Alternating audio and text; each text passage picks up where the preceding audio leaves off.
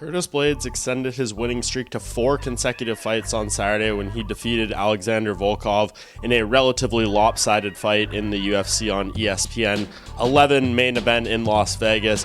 This fight was classic Blaydes. He produced a heavyweight record for a single fight in takedowns, grounds Volkov 14 times over the course of 5 rounds to win the fight on the judges' scorecards. And now Blaydes definitely in an interesting position. The heavyweight division in a bit of a state of uncertainty. Of course, we have Stipe Miocic and Daniel Cormier scheduled to have their trilogy fight at UFC 252 on August 15th. Regardless of what happens, Francis Ngannou is the man waiting in the wings to fight for a title next, and he, of course, is the only man to beat Curtis Blaydes, and he's done it not once, but twice, so that, of course, puts him in line for fighting for that title.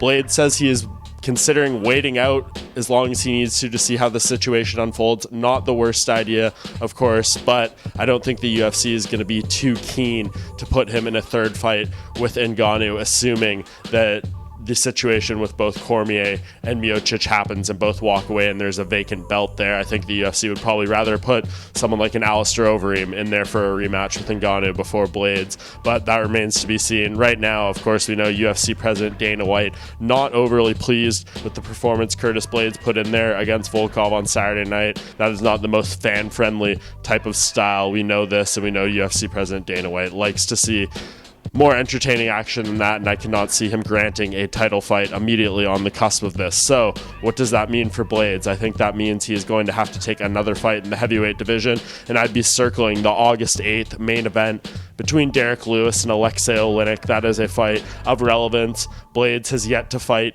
either man, and I think that would make for an interesting matchup. Him and Derek Lewis have been calling each other out for quite some time, so I think maybe now is the time to make that matchup. Blaydes, I do not foresee him getting the title shot coming off this performance, so looking at Lewis versus Oleinik winner is probably his best option after UFC on ESPN 11.